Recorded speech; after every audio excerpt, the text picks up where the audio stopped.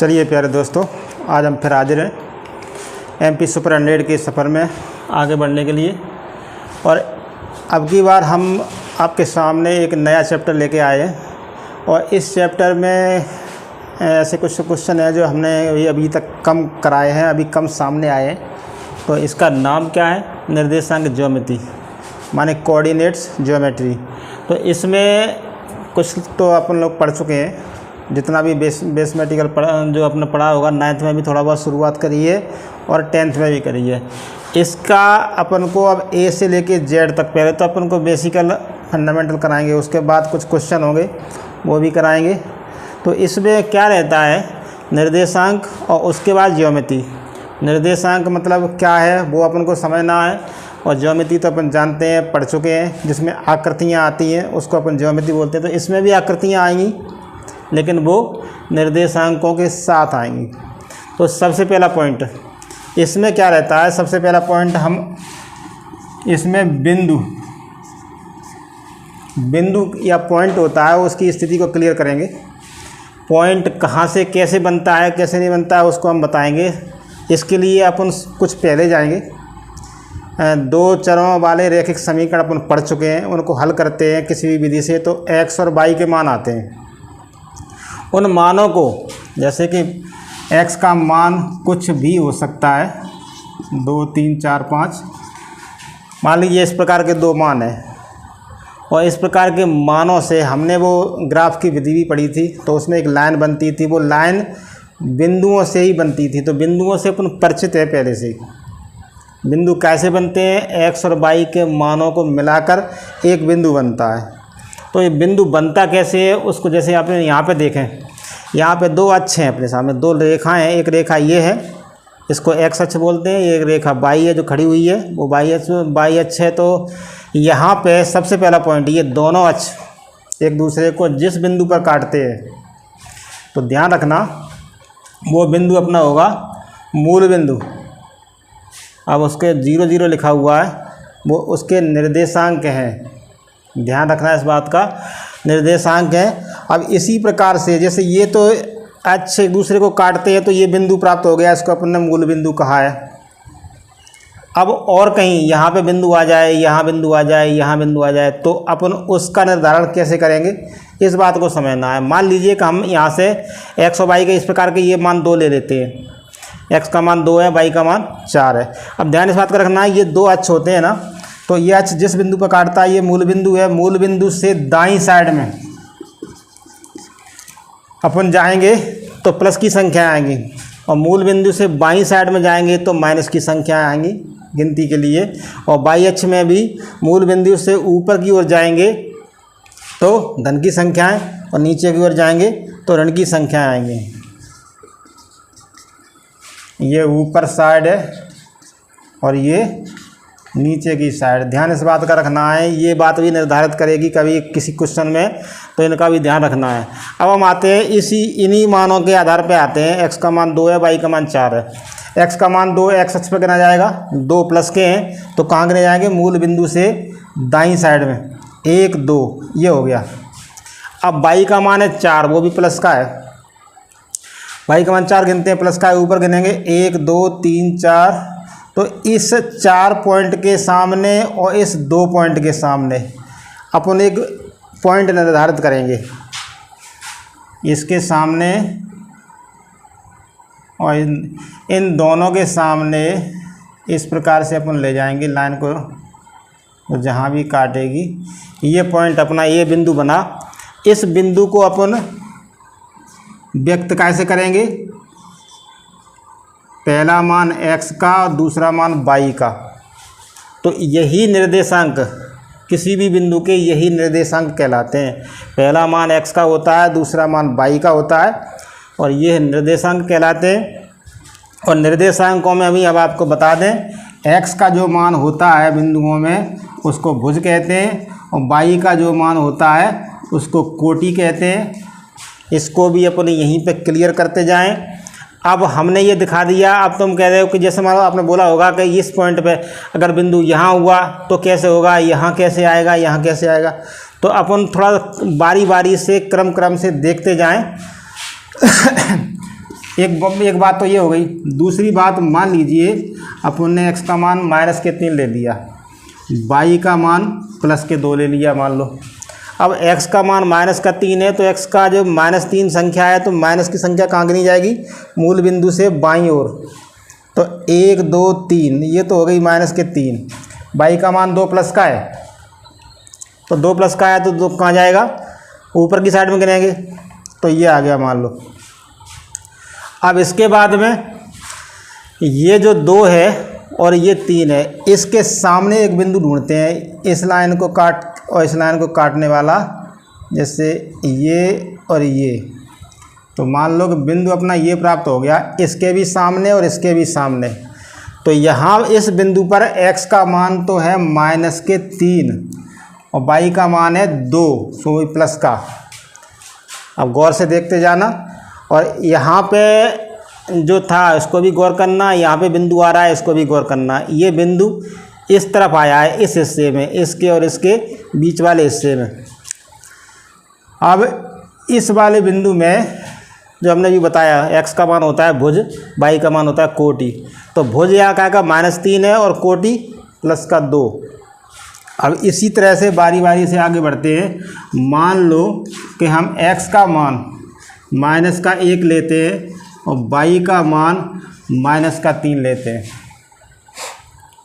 अब देखो यहाँ पे गौर से, x का मान ये 1 माइनस का है और 3 भी माइनस का है, तो क्या करेंगे, 1 माइनस का कहाँ जाएगा, x अक्ष पे ही जाएगा, लेकिन मूल बिंदु से बाईं साइड में ये आ गया। अब y का मान -3 है तो y का मान -3 y अक्ष पे, तो y अक्ष पे नीचे की साइड में 1 2 3, तो ये आ गया।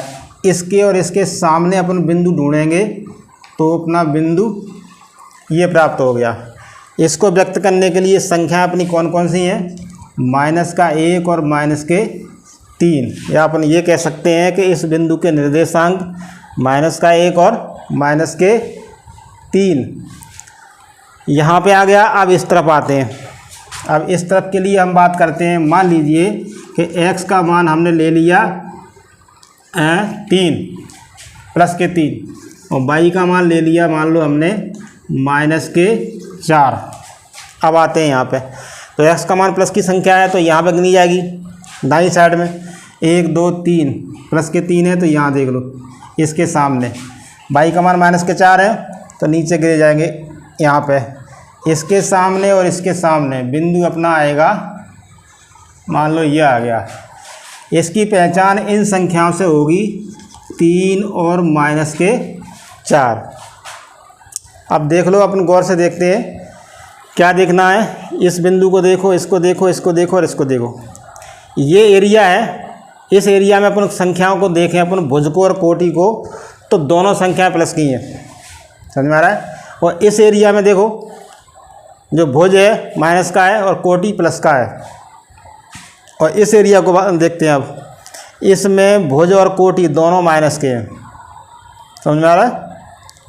अब इस एरिया को देखते हैं, इस एरिया में भुज प्लस का और कोटि माइनस का। तो इन बातों को ही हमें ध्यान रखना है। क्या ध्यान रखना है, ये x अक्ष का धनात्मक हिस्सा और ये y अक्ष का धनात्मक हिस्सा, इस वाले एरिया को हम बोलते हैं फर्स्ट क्वाड्रेंट या प्रथम चतुर्थांश।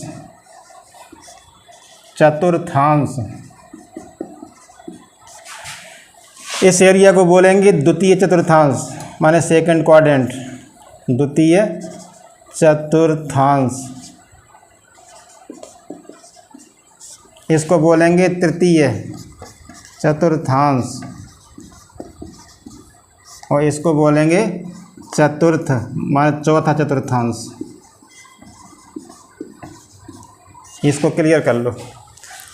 x अक्ष की धनात्मक दिशा और y अक्ष की धनात्मक दिशा जो है उसको घेरता हुआ जो क्षेत्र है उसको प्रथम चतुर्थांश, और y अक्ष का धनात्मक और x अक्ष का ऋणात्मक जो भाग है, जो एरिया बना रहा है, उसको द्वितीय चतुर्थांश, और दोनों अक्षों के ऋणात्मक भाग जिस एरिया को बना रहे हैं उसको बोलते हैं तृतीय चतुर्थांश। और इधर देख लो कि x का धनात्मक भाग और y का ऋणात्मक भाग, जहाँ भी है जो एरिया है उसको बोल रहे हैं चतुर्थांश। चतुर्थांश बोले या कहीं कहीं अपन पाद भी बोलते हैं, चतुर्थांश या पाद। इन बातों को बच्चों ध्यान से याद रखना है।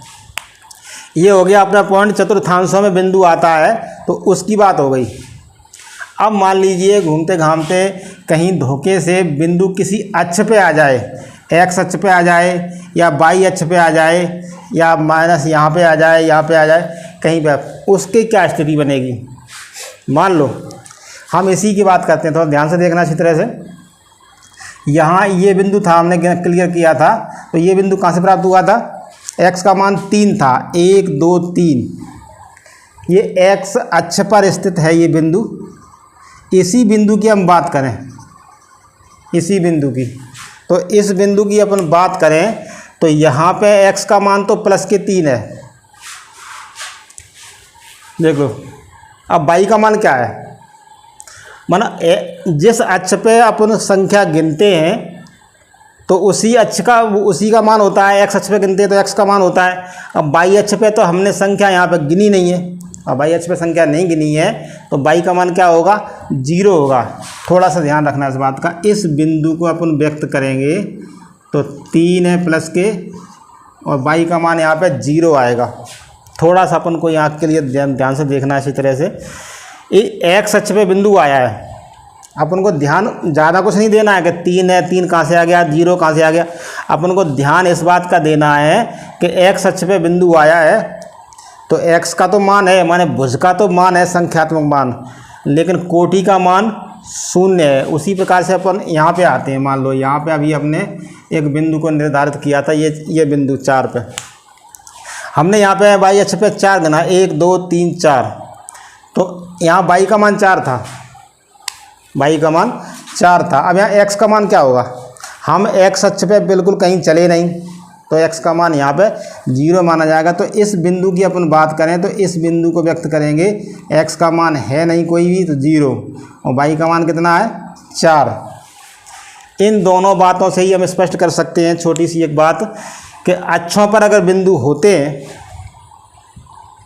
क्या कह रहे हैं, अगर किसी भी अक्ष पर बिंदु होता है तो कोई एक निर्देशांक 0 होता है। देखो गौर से, x अक्ष पे बिंदु है तो y का निर्देशांक 0 है, और y अक्ष पे है तो x का निर्देशांक 0 है। बस इसी बात को ध्यान में रखते हुए देख लो, यहाँ पे ये धनात्मक दिशा में, धनात्मक भाग में जो बिंदु था तो x का तो मान है संख्यात्मक मान, y का मान 0 है, लेकिन संख्यात्मक मान जो x का है ना वो कैसा है, धनात्मक। इधर भी देख लो, y का मान ऊपर की साइड में है बिंदु, तो y का मान जो 4 है वो काय का है, धनात्मक। इसी प्रकार से अगर अपन इस तरफ आएंगे, मान लीजिए कि यहाँ ये बिंदु के बारे में बात करें तो यहाँ पे हम गिन कितने रहे हैं, 1 2 3 4 5, x का मान -5 है तो y का मान, y अक्ष पे तो अपन ने गिने नहीं है तो y का मान यहाँ पे 0 हो जाएगा, लेकिन x का मान कितना हो जाएगा, -5। और इसी प्रकार से इस भाग में, जैसे इस भाग में हुआ है, x अक्ष के ऋणात्मक दिशा में अपन आए हैं तो x का तो मान है संख्यात्मक और y का मान है 0। बस केवल अपन ध्यान रखना है कि ऋणात्मक भाग है तो मान ऋण का होगा, और धनात्मक भाग है वो मान धन का होगा। तो बस इस बात का ध्यान रखें कि अक्षों के बीच में या चतुर्थांशों पे कोई बिंदु आता है तो x और y दोनों के ही मान अपने संख्यात्मक होंगे, लेकिन अगर किसी अक्ष पे बिंदु आता है तो ध्यान रखना कि एक निर्देशांक उसमें 0 होगा, या अपन ये कहें जिस अक्ष पर है उसको छोड़कर दूसरा वाला मान 0 होगा। x अक्ष पर है तो y निर्देशांक 0 होगा, और y अक्ष पर है तो x निर्देशांक 0 होगा।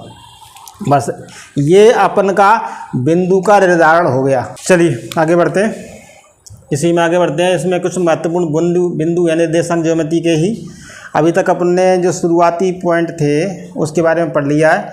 अब इसमें जो फॉर्मूला टाइप की कुछ स्थितियाँ हैं, जैसे मान लीजिए बिंदु होता है एक, तो बिंदु में निर्देशांक होते हैं 2, माने एक निर्देशांक x का मान होता है, दूसरा y का मान होता है। x का मान जो होता है उसको भुज बोलते हैं, और बाई का मान जो होता है उसको कोटि बोलते हैं। इसके बाद मान लीजिए यहाँ पे आते हैं अपन के, सपोज करो एक बिंदु है एक्स वाई, उसका निर्देशांक एक्स वाई है। अब इसके बाद में यहाँ इस पर एक पॉइंट है कि बिंदु ए है इसमें, तो ए बिंदु की मूल बिंदु से दूरी क्या होगी? मूल बिंदु माने अभी अपन पढ़ चुके हैं, जैसे कि ये जिस बिंदु पर अब दोनों अक्ष काटते हैं उसको मूल बिंदु बोलते हैं। अब ये बिंदु है कहीं पे भी हमें नहीं पता कहाँ पे। अब ये बिंदु है, इसकी इस मूल बिंदु से दूरी क्या है? तो इसका फॉर्मूला क्या होता है? एक्स का स्क्वायर रूट में प्लस वाई का स्क्वायर। ठीक है, ये फॉर्मूला है तो हमें याद करना है। अब आगे आते हैं बिंदु ए की, इसी बिंदु की एक्स अक्ष से दूरी ज्ञात करना हो। बिंदु की एक्स अक्ष से दूरी तो क्या होगा? जैसे निर्देशांक है, पहला वाला मान है एक्स का एक्स निर्देशांक, दूसरा वाला वाई निर्देशांक। तो यहाँ पे जो एक्स अक्ष से दूरी होगी वो कुछ सूत्र नहीं है, बस केवल जो वाई निर्देशांक है वही होगा। जो वाई निर्देशांक है वही इस बिंदु की एक्स अक्ष से दूरी होगी। और इसी प्रकार से इसी बिंदु की वाई अक्ष से दूरी क्या होगी? जो उसका एक्स निर्देशांक है। मान लीजिए सपोज करो कि यहाँ पे अपना बिंदु को ये 2 और 5, तो इस बिंदु की एक्स अक्ष से दूरी क्या होगी? वाई निर्देशांक माने 5, और इसी बिंदु की एक्स अक्ष से दूरी क्या होगी? एक्स निर्देशांक माने 2। इसी प्रकार से अपन आते हैं आगे। ये तो हो गई बात कि कोई एक बिंदु है अपने सामने ये। अब दूसरी बात अपने आती है कि मान लो कहीं किसी जगह पे अपने पास 2 बिंदु है। 2 बिंदु माने किसी भी प्रकार के होंगे, 2 और 4 हो गए। दूसरा बिंदु है -3, 5, ये वाले बिंदु है 2। एक बिंदु अपन ने मान लिया ए, दूसरा बिंदु मान लिया बी। ए बिंदु के निर्देशांक अपन ने जिस प्रकार से यहाँ पर माना है x1 y1, दूसरे बिंदु बी के निर्देशांक हैं x2 y2। अब ये 2 बिंदु हैं, इसमें अपन क्या क्या ज्ञात कर सकते हैं? इन दोनों बिंदुओं के बीच की दूरी। सपोज करोगे ये ए बिंदु है वो ये है, बी बिंदु है वो ये है। इन दोनों बिंदुओं के जो बीच की दूरी है वो ज्ञात करना है। तो इस फॉर्मूला से वर्गमूल में बाद वाला बिंदु है ना x का, उसमें से पहले वाले को घटा दो और स्क्वायर कर दो, और प्लस दूसरा वाला बिंदु y निर्देशांक है, उसमें से पहले वाले का y निर्देशांक घटा के होल स्क्वायर, माने x2 - x1 का whole square plus y2 - y1 का होल स्क्वायर। इसी प्रकार से इन दोनों बिंदुओं के बारे में दूसरा पॉइंट क्या है? इन बिंदुओं को मिलाने वाली रेखा का मध्य बिंदु। मध्य बिंदु का मतलब क्या है? ये रेखा है, इस रेखा का मध्य बिंदु माने बीच का बिंदु अगर अपन को ज्ञात करना है बिल्कुल बीच में, तो उसके लिए फॉर्मूला क्या है? पहला निर्देशांक जोड़ के 2 का भाग, और उसके बाद दूसरा निर्देशांक जोड़ के 2 का भाग, मतलब x1 + x2 बटे 2 और y1 + y2 बटे 2। ये हो गया एक पॉइंट। अब एक पॉइंट अपना है, दोनों बिंदु हैं अपने पास में ए और बी, इसको मिलाने वाली रेखा है ये है मान लीजिए।